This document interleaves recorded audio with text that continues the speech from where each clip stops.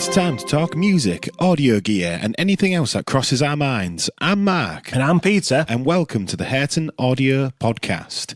So, what's been very interesting, particularly listening to UK mainstream radio, is the rise of country music, which is famously disliked by most people, or at least verbally disliked in England by most people. It's not something that's overly popular, particularly among mainstream radio. I think that's the key. It's not to do with people in England not liking, or the full of Britain not liking country music. That's sort of not the thing, but it has never really, in my memory, been represented this much in mainstream pop radio.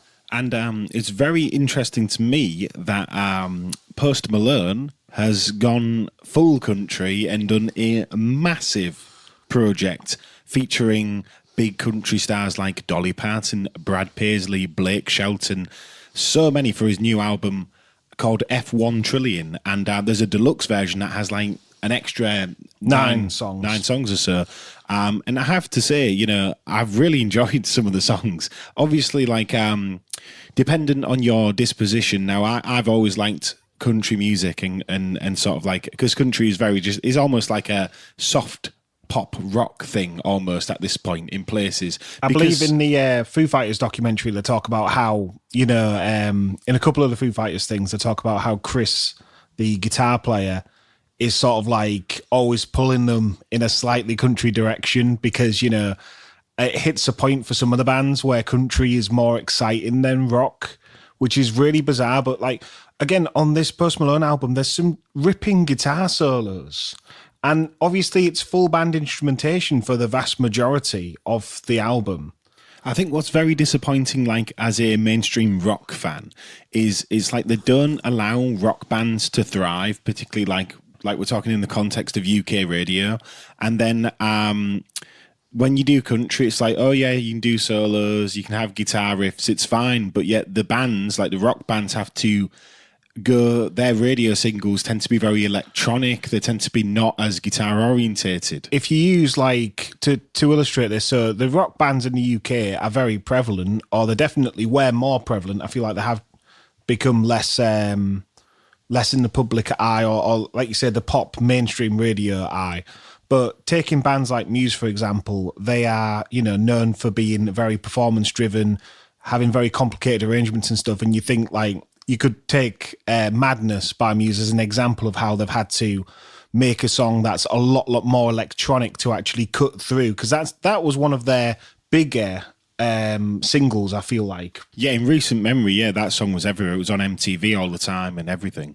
So that's like an example of what we're talking about. It's not saying that the bands can't play, it's saying that to actually achieve the reach, a lot of them tend to do a lot more electronic stuff. I mean, you can take Nothing But Thieves, for example, and use Dead Club City, because that song is like almost like a weekend production, and a lot of their other music is very, very guitar driven. And, you know, there's guitars in that song, but that song leans on synths and keyboards. And you find like a lot of the rock bands, the songs that they get played on, like with radio, that I tend to notice, they tend to be disco orientated or beat orientated. Like even if we're thinking about bands like Foles, it's like when they went a little disco on their new album, that got played a lot more on radio. Yes, I feel like you hear their more dance orientated productions a lot more often than you do the more rocky side of a lot of the bands. Yeah, when we've got this country music boom, that is kind of weird in a way, because it seems to be specifically like I'm trying to think of the Californian rap scene now and what you would call a lot of these. I mean, some people call them like mumblecore and stuff, don't they? And Post Malone can be lumped in, and then dependent on the way you perceive them. But yeah, mumblecore rappers seem to be doing country music, and that seems to just work at the moment in 2024. And it's really interesting as to why those two Venn diagrams of genres have collided with people like Shabuzi and stuff as well. And like I say, it's not just one artist, it's not just one song. It does feel like there's a sort of small cluster of them. What's the term? Is it dark country? I don't know. What was I feel like there was a term for what they was trying to, because some people say that this is like a full industry like decision to say take these artists from the comfort zone essentially. And I mean, saying that, Post Malone's been doing all sorts. I don't even really think of Post Malone as a rapper anymore. No, he's sort of done lots and lots of different projects. Yeah. So it's not, Post Malone, he's been on this path, really. If you think about his previous releases, he's got more song-driven from his initial, like, more rap-orientated debut. But to actually take these sort of artists who are traditionally, or at least originally, more in the rap or urban sort of scene, and push them into country, or we don't know what the conversations are from the labels and from the songwriters, but it is very bizarre seeing this Post Malone album. I mean, if you would have tried to call this like 5 or 10 years ago, I'm trying to remember when Post Malone actually debuted, but it would be like, no, well, that's not ever going to happen because it's such a bizarre list. I mean, the featurings, it's like you said, like a modern country hall of fame. Yeah. And, it's a Post Malone album. It's just so interesting. Yeah, and it makes you wonder, like you say, is there a big like industry sort of push to make this popular? I mean, you feel like I would get it if this was American radio. I would say, well, yeah, that's just what American people listen to. But when you're hearing it in the UK, you think, well, is it a like an industry push that they're sort of sending like the UK radio stations these tracks and going, we want to push these tracks? Is it more like the globalist mentality with where everybody who listens to music on Spotify and streaming services tend to get funneled into the same 50 artists? So are they appearing on UK radio because these songs are successful in America? Or if they're like TikTok hits, everybody gets the same TikTok algorithm for the most part. And by that, I mean like when you're coming into like trends and stuff. Virality. It's not regional, it's just worldwide. So obviously if a song goes viral, it goes viral worldwide for the most part. So that has a lot to do with it. But like I say, it's very interesting that it's popular in the UK specifically. That's where I think like it's like the trifecta of things. Like on UK radio, a lot of these country is not pushed. A lot of these American rappers and stuff have been pushed, like mumblecore and the sort of Californian gruff vocal and stuff that like the Kid Laroi and stuff push. Yeah. It's like that Californian rap and vocal singing, because a lot of them rap and sing. That's what makes it so hard. So yeah, it's hard to describe. I don't want to call it rap specifically because a lot of them aren't. They're like, that's why I think mumblecore has been introduced as a term to sort of go, well, if they're half rapping, half singing half the time. It's sort of like a, at least the appearance of low effort vocal.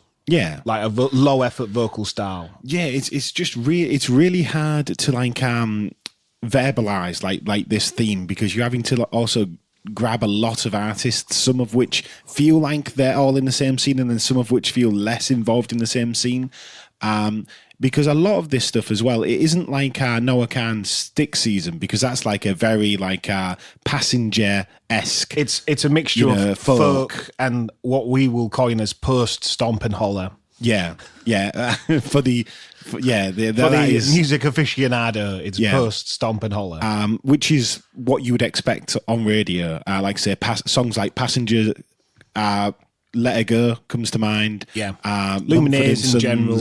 Yeah, all these sort of artists have been popular for the last 10 years or so, and have had big mainstream appeal in the UK. But it's the country, and the thing with country is not only the guitar and the sort of like the melody writing. It's very much focused around the lyrics. Yeah, the lyrical, and that's themes. Where the Jack Daniels references, the bars, the truck stops and stuff. The stuff that UK people tend to cringe at because people say that is American culture. The thing with some of it is the idea of heavy drinking does resonate with your average UK audience member because that is part of the culture.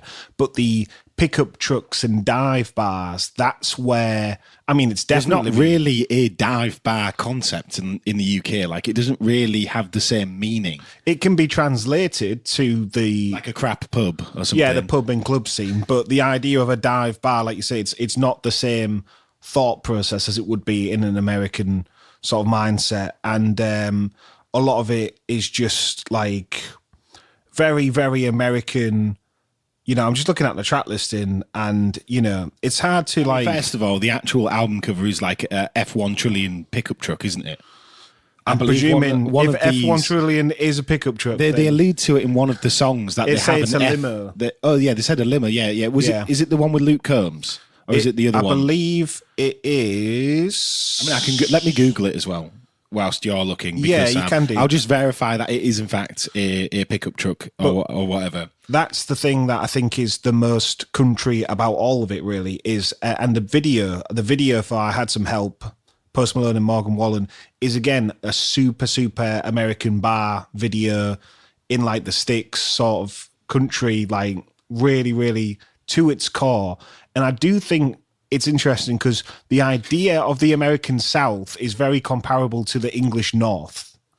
Yeah, so the F-1 Trillion limousine that I'm looking at, there's a lot of bad photoshops because people, I believe the F-1 Trillion is the truck. Okay, From what I can understand on this quick Google search, and people are making it into a limousine via Photoshop and other that's funny, mechanics because people are saying, like, there's Reddit threads trying to discern what an F-1 Trillion limousine is. So clearly it's a long flatbed truck. That's what I would describe it as. But yeah, there is people who are photoshopping things and stuff like that. It's worth Googling. F1 Google Trillion. F1 Trillion limousine and just go to pictures and you'll see all these different sort of truck, limo, weird sort of like... I don't even know if some of this is real or not. I think some of it is, but yeah. Anyway, that's the point, though. It's lyrically that sort of stuff doesn't resonate with the English public in general. But could you tie this down with like Taylor Swift's popularity? Obviously, she is a country star. You can't. I mean, she comes across as pop to a lot of people now, but her origins are firmly planted in country music, as is Miley Cyrus's, who was also very popular in the UK. I think the thing is with the country music thing is in the UK, this has been like a long time coming where, like you say, a lot of pop stars who have transitioned from country to pop, but there's still like a country influence there. Yeah. Now, when Red come out, it wasn't specifically country music. It had a tinge of country music, but obviously all these Taylor Swift fans who have been reintroduced to the country albums via her re-recording, and then combine that with people like Miley Cyrus and even to an extent Sabrina Carpenter, who has a lot of country music on her previous albums. There is just a lot of country influenced music. Now, a lot of it is pop music with a country sort of guitar twang that people would argue, but it's maybe not straight up. And like I said, this is where the lyrics come in. But again, you can see a lot of whenever, like, if you're watching Jimmy Fallon, what's interesting, just to digress for a second, is people like Tim McGraw, Morgan Wallen, Blake Shelton, Brad Paisley, Luke Combs, who all feature on this album. You would be hard pressed to hear one of their songs, maybe with the exception of Morgan Wallen now, on UK radio. And Morgan Wallen, you only hear this track with Post Malone. Yeah, really, that I can discern. I was trying to think about I'm thinking of. It's a good example because people like Brad Paisley are superstars, but most people in the UK probably won't know who they are at all because a lot of people don't listen to Brad Paisley. I love Brad Paisley, and I have to go with "Hey Hey Mr. Policeman." For your designated my designated pick, that or Mud on the Tires. But like I say, I love country music, and I've also noticed a lot of artists like, say, Zach Brown. He's just put out a song with Young Gravy. So, this is working in tandem for the country artists as well. A lot of them want a piece of this.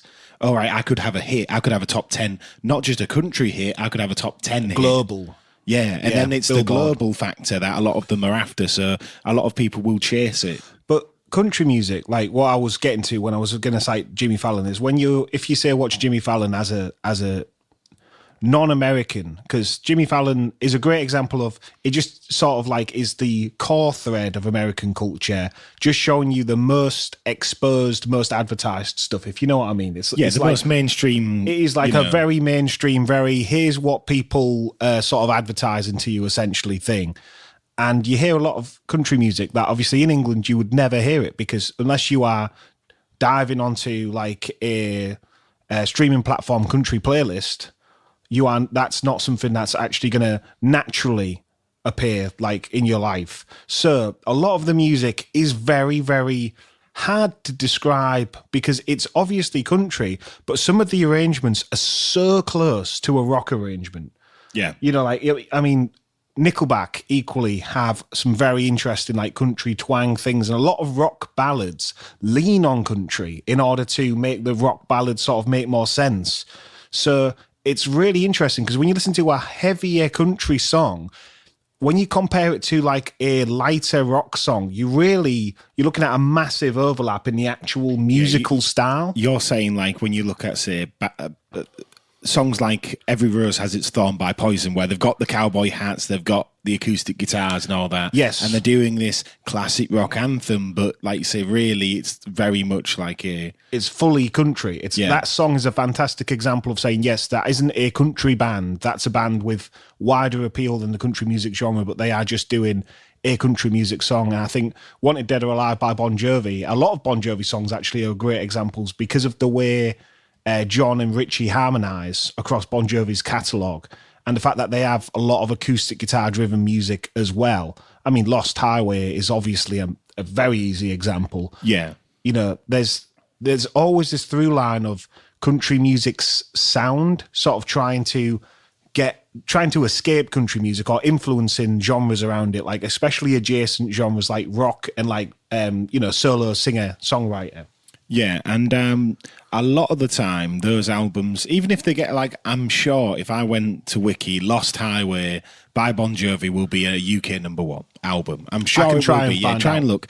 It probably will be, but obviously you don't really hear a lot about that, and that was very much an American experience by an American band. And yeah, even if people in the UK picked it up, we certainly didn't hear it on radio very much. I mean, I remember hearing Lost Highway on like MTV, but once again, MTV is an American platform. I'm not talking about, say, Radio 1 or Capital or Bauer Media stuff. I did not realise Dan Huff produced Lost Highway. I'm not surprised. Dan Huff, for anybody who doesn't know, is a guitarist and main songwriter from the band Giant.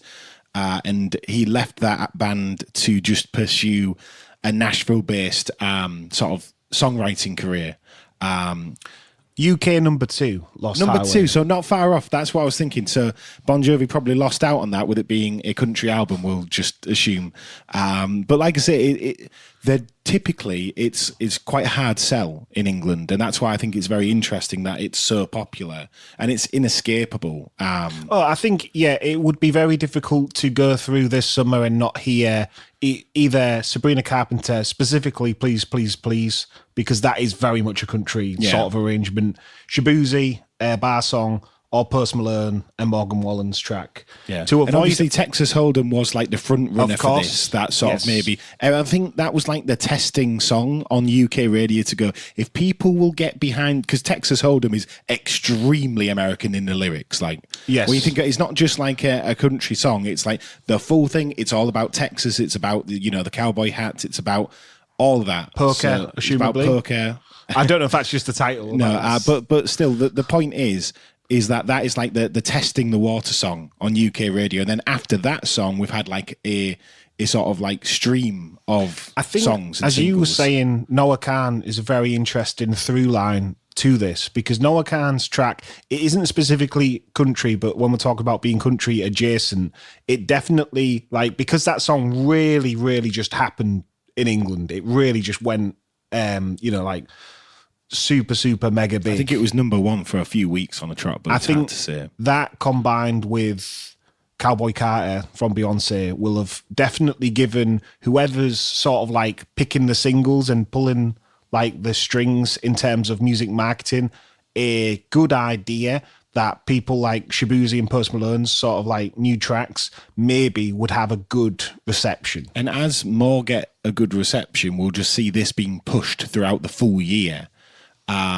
which will be interesting. I mean, I'm not against it. UK radio was getting very stale, and I would rather, me personally, I would rather hear country music over a lot of the stuff they play on UK radio, because a lot of it isn't very like memorable. And the thing with country music is it has to be a good song. That's like the full root of country music. That's Dolly Parton. It's the song and the story. That is what it's about. Yeah, is that Sonic Highways? Is that Emmy Lou Harris? A quote from It's one of them on Sonic Highways. Yes, it's about the song and about the story. And it doesn't matter who wrote the song. It doesn't matter who sings the song. It's the song that is king, is a paraphrase maybe of the quote. Sonic Highway, Dave Grohl's documentary / Foo Fighters documentary, episode 3. Yeah. The one with Zach Brown. It's either 3 or 4.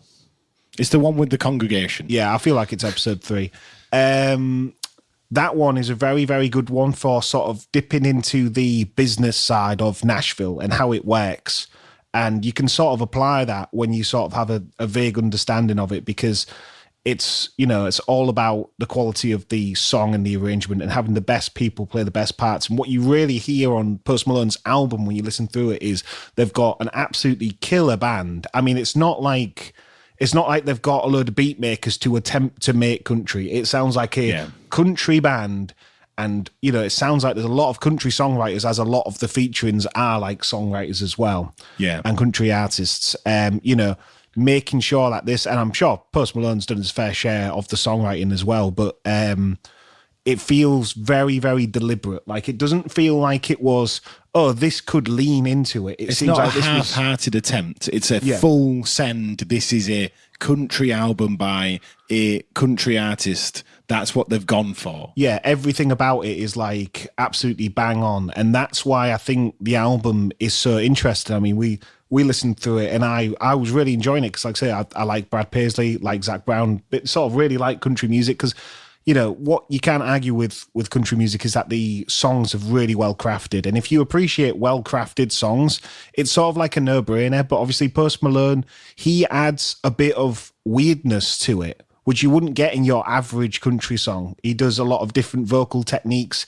He's also rocking like a more obvious auto-tune effect in some of the other songs, which is very, very natural in country because most of the country music is so pitch perfect anyway because it leans on the harmony structures. It's pitch perfect, but it's also the most manufactured genre. You could argue that country music is by far the most manufactured genre. Like don't even let a lot of the bands form a band. It's like you're singing, and I tell you what, you ain't seen what we do to it because you're in the studio, this Nashville studio. So yeah, like you say, there is no like I don't want to say there's no independence in country, but for the vast majority of the and like I said, this is all very much gone over with Zach Brown's like viewpoint on Sonic Highways, how a lot of the country music is just like literally like a sausage. It's made like a sausage. Yeah, it's about getting the best. It's churned parts out in a factory by suits basically, and it is about doing it the best they can possibly get. Getting the you know the best people to do the best stuff, and like you say, they're not going to really say, well, I mean, yeah, some of the producers might say, let's do another take, but a lot of the producers are going to say, like they say with on all the Sound on Sound articles, we just auto-tuned them for the EQ, is what they always say. Yeah, it just sounds, it doesn't need it, but we did it anyway. Is what you read a lot. Yeah, it's true. So, like I say, it's not really a shock to hear Post Malone's auto-tuned, and he's not auto-tuned on every song, or if he is, some of it's more subtle. Some of the songs it's a deliberate effect, and some of the songs it's either not auto-tuned or it's very, very subtly corrected in a way, like in an organic way, which is, again, no slant on Post Malone because almost all music is fully corrected, like, at this point, unless you listen to, like, fringe rock music or avant-garde stuff. Unless you're listening to bands who tend to produce themselves and somebody will put their foot down and say, no, that is not happening on this album. So you've got to look at people like, say, examples that come to mind is, say, Matt Bellamy from Muse, who even when they had Mutt Lang, he wouldn't even let Mutt Lang record the vocals. He wouldn't let him involved at all. He did everything. No, he basically got to like ride the levels and the effects, I think, like delay effects. But I believe Matt Bellamy comped his own vocals on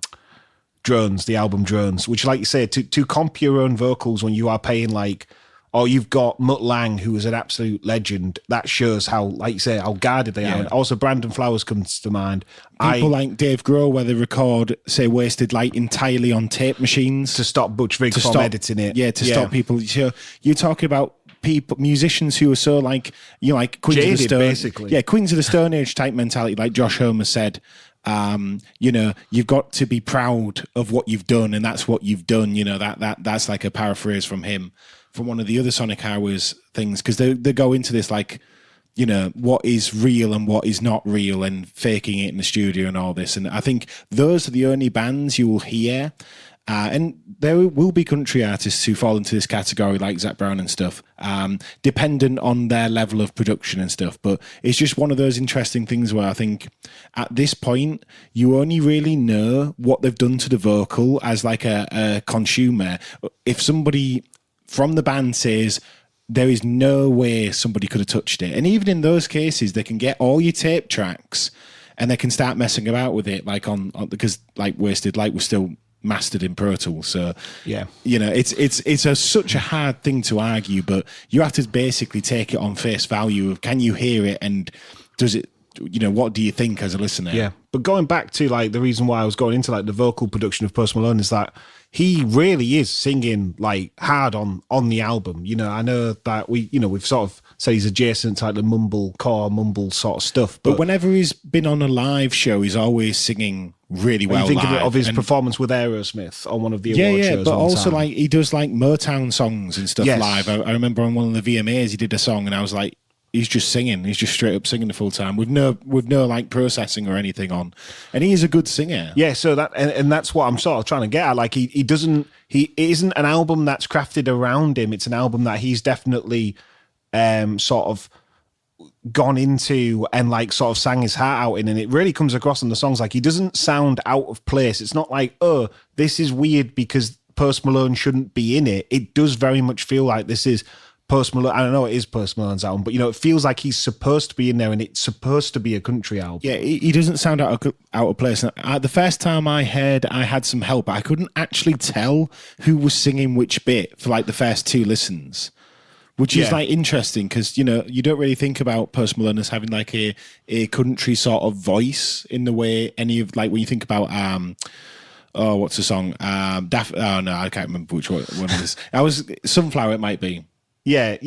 But you don't really think of him of having like a country sort of vocal style. But when he's singing with Morgan Wallen on that track, it is actually quite hard to tell, particularly if you're not like a super fan of either of them, who's singing which bit. Yeah, of course, yeah. You don't obviously hear the vocal tone change. Yeah, I mean, if you watch the music video, it becomes very obvious, and then you go, right, okay, Morgan Wallen singing the second verse and stuff. But it's interesting. But I actually have really liked this project from Post Malone, and to be honest, like a lot of the singles have been great. And, even if I've not clocked who it was immediately on radio, they're the songs that you're like, I don't mind it if that song comes on radio, I think that's the highest praise you can give anybody on radio, because if you're ever listening to Radio 1, about 75% of the songs do your head in most of the time. And then you're like, right, I just want a song that I'm not going to like be disappointed when it comes on. And sometimes that's all you want.